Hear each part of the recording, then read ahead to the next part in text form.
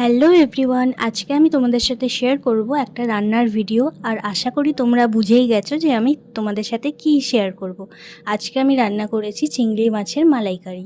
তো চলো দেখে নিই আমি কিভাবে চিংড়ি মাছের মালাইকারিটা রান্না করেছিলাম। তো সবার প্রথমে আমি চিংড়ি মাছগুলোকে নিয়ে ভালোভাবে ধুয়ে পরিষ্কার করে নিয়ে নুন হলুদ মাখিয়ে জাস্ট অল্প করে ভেজে নিয়েছিলাম, জাস্ট কালারটা চেঞ্জ করার জন্য। তারপর কড়াইতে তেল দিয়ে গোটা গরম মশলা ফোড়ন দিয়ে তাতে দিয়ে দিলাম পেঁয়াজ বাটা।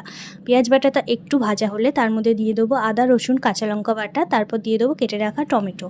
তারপর তার মধ্যে নুন দিয়ে দিলাম আর দিয়ে দিলাম বেসিক কিছু মশলা, জিরে গুঁড়ো, ধনে গুঁড়ো, লঙ্কা গুঁড়ো আর হলুদ গুঁড়ো, ব্যাস। তারপর মশলাটা একটু কষে এলে তার মধ্যে দিয়ে দেবো অল্প সামান্য একটু চিনি। তারপর আরেকটু মশলাটা কষিয়ে তার মধ্যে দিয়ে দেবো নারকেলের দুধ। আর নারকেলের দুধ যদি না থেকে থাকে তাহলে দিয়ে দেবো নর্মাল দুধ আর পরিমাণ মতো জল।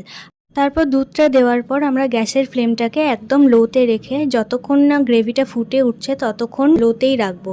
তারপরে আমি দিয়ে দেবো ভাজা চিংড়ি মাছ আর তার উপর থেকে ছড়িয়ে দেবো আমি গুঁড়ো গরম মশলা।